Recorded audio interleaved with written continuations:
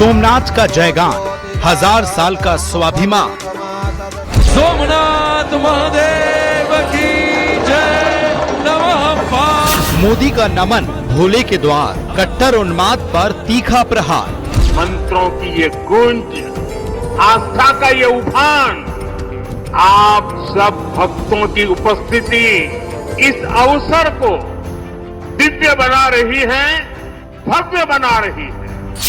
बोल रहा कंकर कंकर, गजनी मिटा मौजूद है शंकर।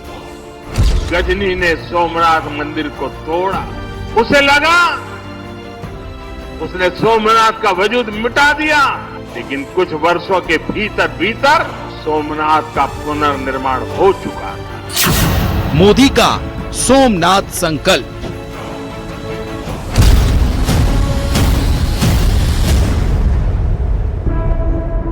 सौराष्ट्रे सोमनाथम चा, सदियों से गूंजता यह मंत्र केवल एक मंदिर की स्तुति नहीं, बल्कि भारत के अटूट आत्मसम्मान की हुंकार है। जो निरंकार है यही सनातन है।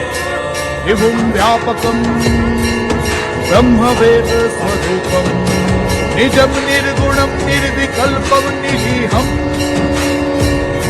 चिदाकाशमाकाशवासं भजेऽहम् आदिनाथेन शर्वेण सर्व प्राणी हिताय। आज 11 जनवरी 2026 को पूरा देश सोमनाथ स्वाभिमान पर्व मना रहा है। यह अवसर ऐतिहासिक है क्योंकि आज से ठीक 1000 साल पहले सन 1026 यानी 1026 में आक्रांता महमूद गजनवी ने इस दिव्य ज्योतिर्लिंग पर हमला किया था।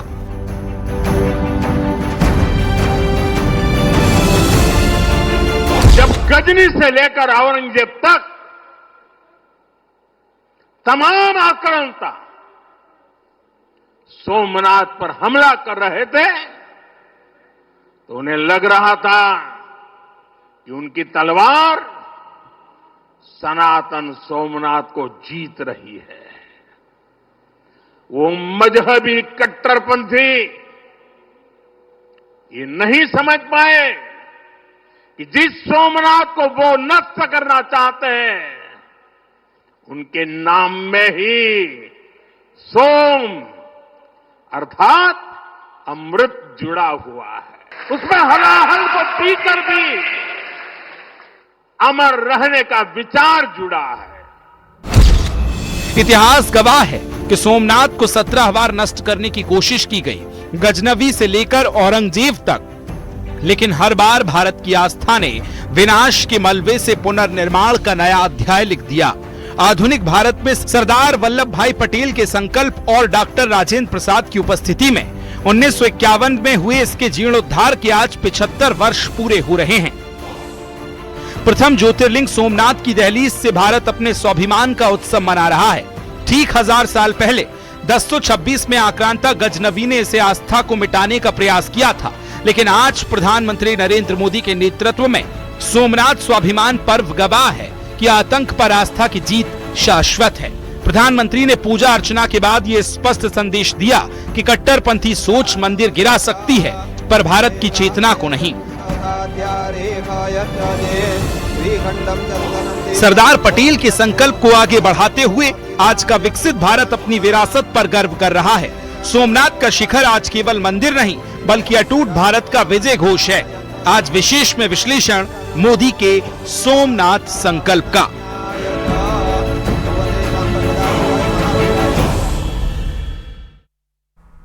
सोमनाथ की दहलीज से भारत अपने स्वाभिमान का उत्सव मना रहा है। ठीक 1000 साल पहले 1026 में आक्रांता गजनवी ने इस आस्था को मिटाने का प्रयास किया था, लेकिन आज प्रधानमंत्री नरेंद्र मोदी के नेतृत्व में सोमनाथ स्वाभिमान पर्व गवाह है कि आतंक पर आस्था की जीत शाश्वत है।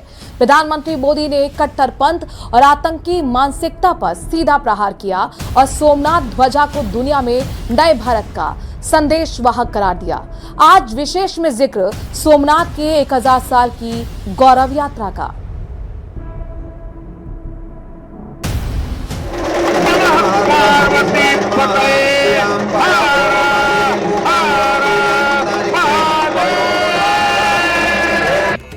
प्रथम ज्योतिर्लिंग सोमनाथ की दहलीज से भारत अपने स्वाभिमान का उत्सव मना रहा है। ठीक 1000 साल पहले 1026 में आक्रांता गजनवी ने इसे आस्था को मिटाने का प्रयास किया था, लेकिन आज प्रधानमंत्री मोदी के नेतृत्व में सोमनाथ स्वाभिमान पर्व गवाह है कि आतंक पर आस्था की जीत शाश्वत है।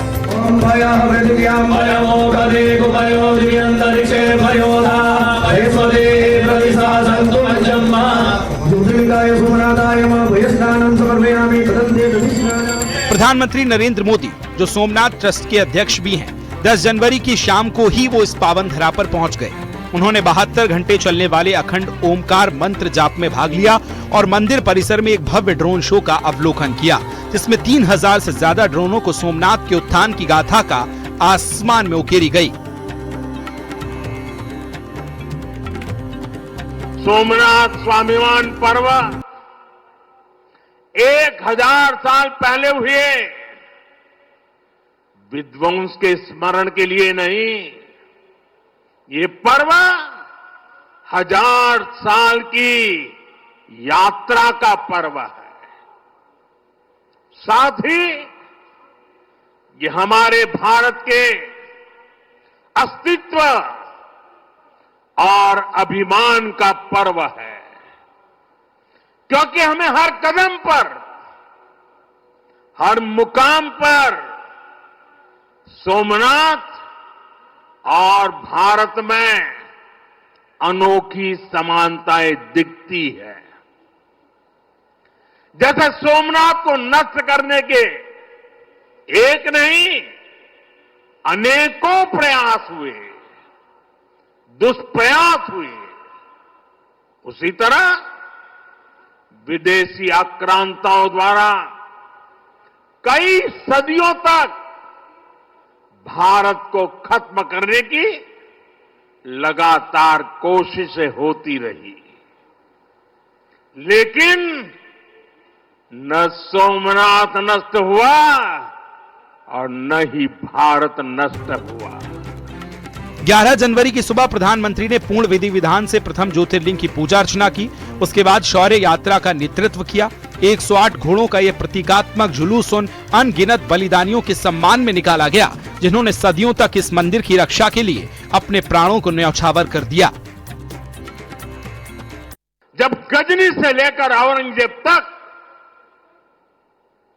तमाम आक्रांता सोमनाथ पर हमला कर रहे थे, तो उन्हें लग रहा था कि उनकी तलवार सनातन सोमनाथ को जीत रही है। वो मजहबी कट्टरपंथी ये नहीं समझ पाए कि जिस सोमनाथ को वो नष्ट करना चाहते हैं, उनके नाम में ही सोम अर्थात अमृत जुड़ा हुआ है। उसमें हलाहल को पीकर भी अमर रहने का विचार जुड़ा है।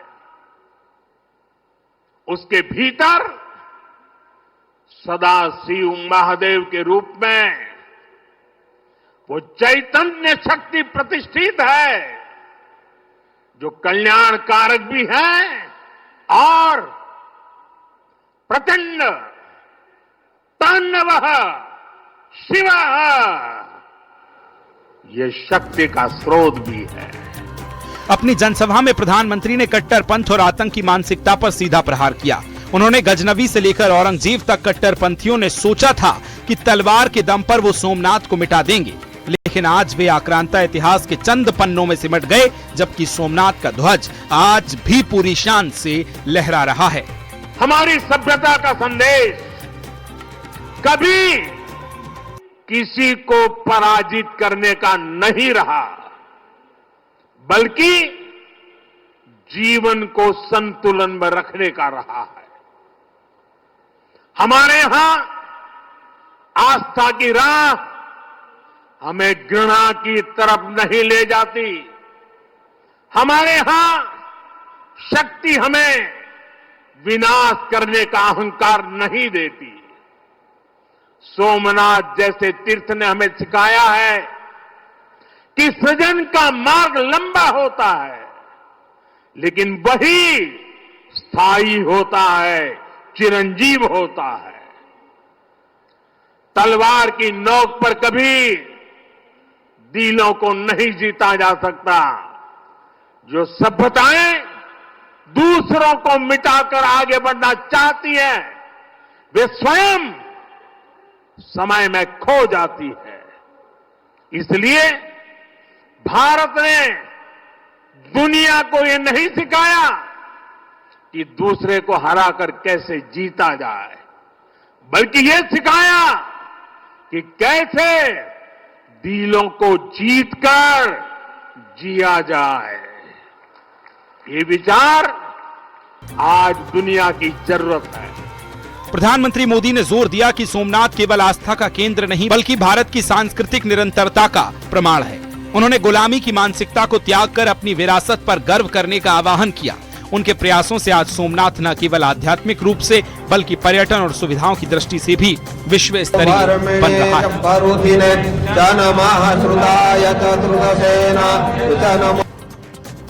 1026 से 2026 का ये सफर संघर्ष से स्वाभिमान की यात्रा है। सोमनाथ स्वाभिमान पर्व आज हर भारतीय को ये विश्वास दिलाता है कि सत्य और सनातन को कभी मिटाया नहीं जा सकता। Bureau report, news 18।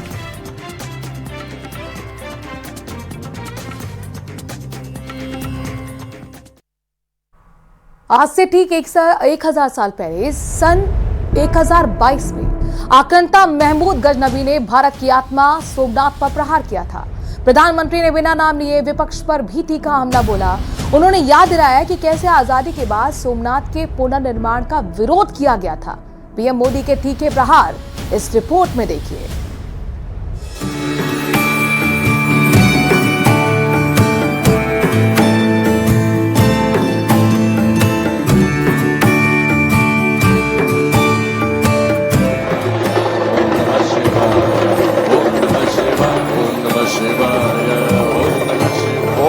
स्वस्ति न इंद्रो वृद्धश्रवा स्वस्ति न पूषा विश्ववेदाः मेऽत्पतिर्दधातु नमः पार्वती पतये हर हर महादेव।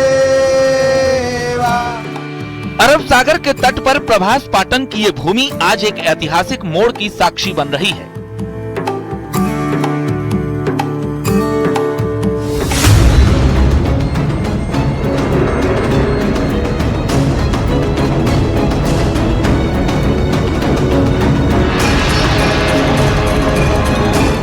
आज से ठीक 1000 साल पहले सन 1026 में आक्रांता महमूद गजनबी ने भारत की आत्मा सोमनाथ पर प्रहार किया था। उसने सोचा था कि वो मूर्तियां तोड़कर भारत का विश्वास तोड़ देगा।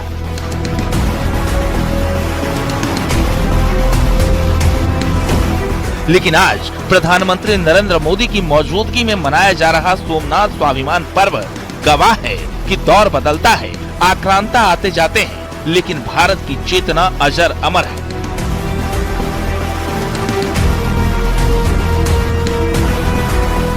जब गजनी से लेकर औरंगजेब तक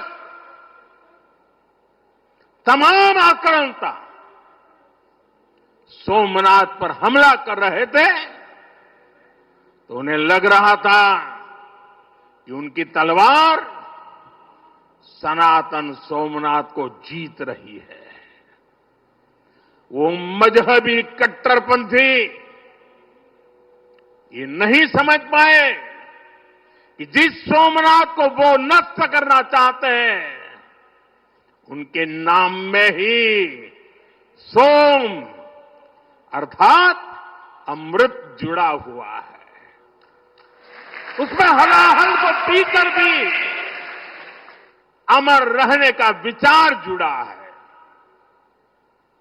उसके भीतर सदा शिव महादेव के रूप में वो चैतन्य शक्ति प्रतिष्ठित है जो कल्याण कारक भी है और प्रचंड तांडवः शिवः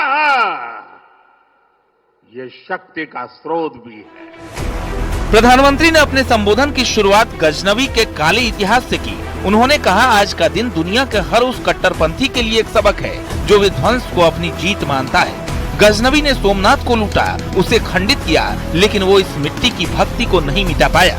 कट्टरपंथ की सोच केवल विनाश करना जानती है, जबकि सनातन की सोच सृजन का मार्ग दिखाती है।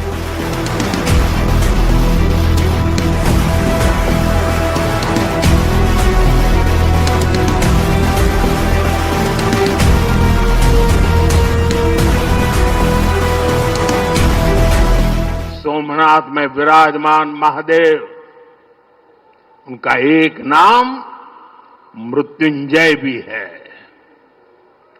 मृत्युंजय, जिसने मृत्यु को जीत लिया हो, जो स्वयं काल स्वरूप है। यतो जायते पाल्यते येन विश्वम तमीस भजे लियते यत्र विश्वम। अर्थात ये सृष्टि उन्हीं से उत्पन्न होती है, उन्हीं में लय हो जाती है। हम मानते हैं त्वमेको जगत व्यापको विश्व रूप, यानी शिव पूरे जगत में व्याप्त है। इसलिए इस हम कण कण, कंकड़ कंकड़ में भी उस शंकर को देखते हैं। फिर कोई उन शंकर के कितने स्वरूपों को नष्ट कर सकता है? हम तो वो लोग हैं जो जीव में भी शिव को देखते हैं। प्रधानमंत्री ने बिना नाम लिए विपक्ष पर भी तीखा हमला बोला। उन्होंने याद दिलाया कि कैसे आजादी के बाद सोमनाथ के पुनर्निर्माण का विरोध किया गया था। जब भारत गुलामी की बेड़ियों से मुक्त हुआ, जब सरदार वल्लभ भाई पटेल ने सोमनाथ के पुनर्निर्माण की शपथ ली, तो उन्हें भी रोकने की कोशिश की गई। 1951 में तत्कालीन राष्ट्रपति डॉक्टर राजेंद्र प्रसाद के यहां आने पर भी आपत्ति जताई गई। उस समय सौराष्ट्र के सर्वाधिक मशहूर हमारे जाम साहब महाराजा दिग्विजय सिंह जी आगे आए थे। भूमि अधिग्रहण से लेकर सुरक्षा व्यवस्था तक उन्होंने राष्ट्रीय गौरव को सबसे ऊपर रखा था। उस दौर में सोमनाथ मंदिर के लिए जाम साहब ने 1 लाख रुपए का दान दिया था और उन्होंने ट्रस्ट के प्रथम अध्यक्ष के रूप में बड़ी जिम्मेदारी निभाई। पीएम मोदी ने सोमनाथ के द्वार से विकसित भारत का भी संदेश दिया। पीएम ने सोमनाथ को केवल एक मंदिर नहीं बल्कि इकोनॉमी और आस्था के संगम के रूप में पेश किया। जैसे सोमनाथ को नष्ट करने के एक नहीं अनेकों प्रयास हुए, दुष्प्रयास हुए, उसी तरह विदेशी आक्रांताओं द्वारा कई सदियों तक भारत को खत्म करने की लगातार कोशिशें होती रही, लेकिन न सोमनाथ नष्ट हुआ और न ही भारत नष्ट हुआ। क्योंकि भारत और भारत की आस्था के केंद्र एक दूसरे में समाये हुए हैं। 1026 के विनाश से 2026 के इस वैभव तक सोमनाथ ने बहुत कुछ सहा है, लेकिन झुका कभी नहीं। प्रधानमंत्री का आज का संबोधन साफ कर गया कि भारत अब अपनी रक्षा भी करना जानता है और अपनी पहचान पर गर्व करना भी। विनाश की हर ईंट पर निर्माण की विजय ही सोमनाथ का शाश्वत संदेश है। Bureau report, news 18। सोमनाथ की अपार समृद्धि ने कई विदेशी आक्रांताओं को आकर्षित किया। जनवरी 1026 में तुर्क शासक महमूद गजनवी ने इस मंदिर पर हमला किया। इसके बाद भी अलाउद्दीन खिलजी और औरंगजेब जैसे शासकों ने मंदिर को नष्ट करने के कई प्रयास किए। जितनी बार सोमनाथ को तोड़ा गया, उतनी ही बार वो फिर से खड़ा हुआ। राजा भीमदेव प्रथम से लेकर रानी अहिल्याबाई होलकर तक ने इसके जीर्णोद्धार में योगदान दिया। सोमवार के 1000 साल के गौरवशाली इतिहास को बताती ये रिपोर्ट देखिए।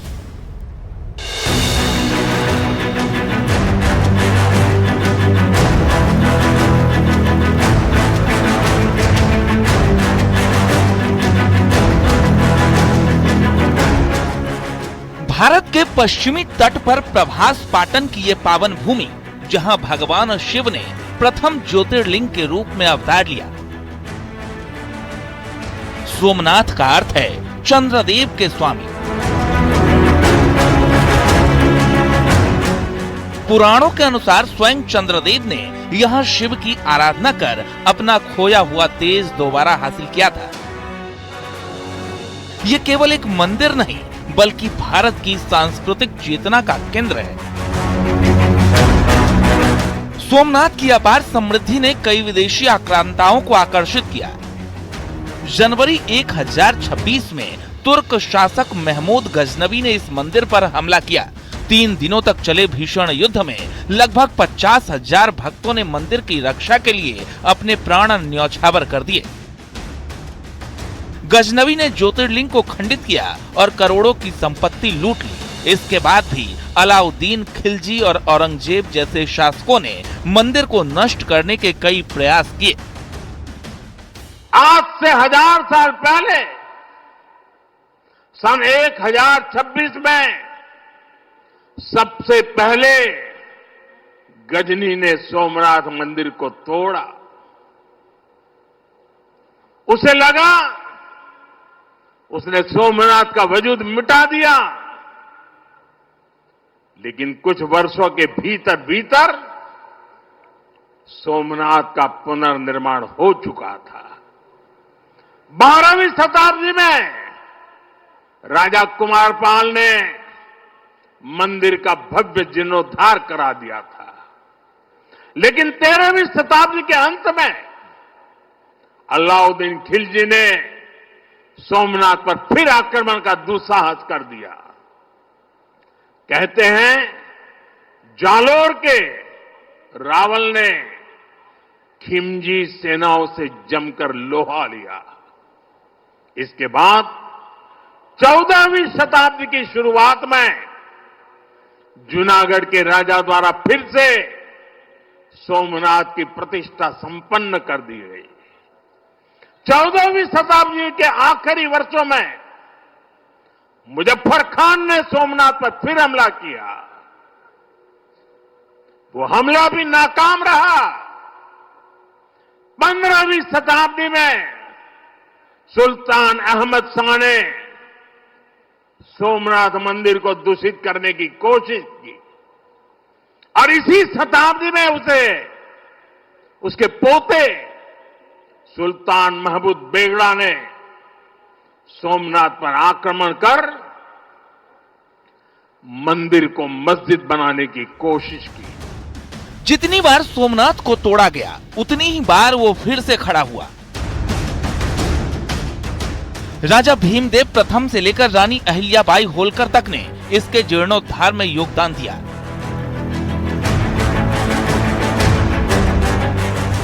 लेकिन आधुनिक भारत की कहानी शुरू होती है 12 नवंबर 1947 से, जब सरदार वल्लभ भाई पटेल ने खंडहरों के बीच खड़े होकर मंदिर के पुनर्निर्माण का संकल्प लिया था। महात्मा गांधी के सुझाव पर इसका निर्माण सरकारी खजाने के बजाय सार्वजनिक दान से किया गया। इतिहास में पढ़ाया जाता है कि साहब जो कुछ मोहम्मद गजनी ने किया सोमनाथ पे, वो तो केवल पैसा लूटने के लिए किया था। उसका कोई धार्मिक भावना से लेना देना नहीं था। और इतना ही नहीं, और इसका स्रोत कहां से आता है? पंडित जवाहरलाल नेहरू की डिस्कवरी ऑफ इंडिया। जो मूल एडिशन 1948 में छपा है उसमें 161 और बाद के एडिशन में 240 के आसपास आ जाता है। तो पेज नंबर वेरी कर सकता है, पर आप जाकर चेक कर सकते हैं। वो कहते हैं Mahmud was far more a warrior than a man of faith. वो कहते हैं कि वो देखकर इतना अभिभूत हो जाता, कहता लगता ही नहीं इतनी सुंदर मूर्तियां और सुंदर मंदिर और सुंदर भवन मनुष्यों के बनाए हुए हैं, तो जिन्न के बनाए हुए हैं। और कहते देखिए जवाहरलाल नेहरू जी कहते हैं कि महमूद गजनी कितना कला का प्रेमी था। सोमनाथ का पुनर्निर्माण केवल एक मंदिर का निर्माण नहीं, बल्कि स्वतंत्र भारत के सेक्युलरिज्म की पहली परीक्षा थी। प्रधानमंत्री जवाहरलाल नेहरू ने इस परियोजना को हिंदू पुनरुत्थानवाद कहकर आपत्ति जताई थी। जब 11 मई 1951 को प्राण प्रतिष्ठा के लिए राष्ट्रपति डॉक्टर राजेंद्र प्रसाद को आमंत्रित किया गया, तो नेहरू ने उन्हें जाने से मना किया।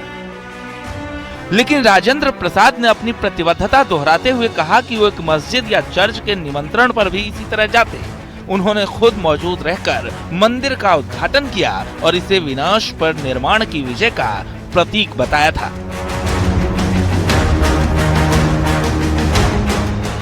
आज 2026 में जब हम गजनवी के हमले के 1000 साल पूरे होने पर सोमनाथ स्वाभिमान पर्व मना रहे हैं, ये मंदिर दुनिया को एक ही संदेश देता है, विध्वंस की शक्ति सीमित है, लेकिन आस्था का संकल्प अनंत है।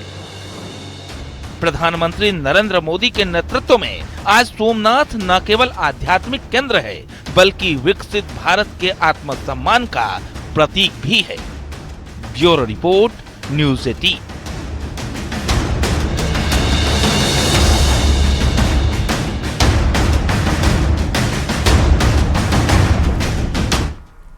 और इसी के साथ वक्त छोटे से ब्रेक का है।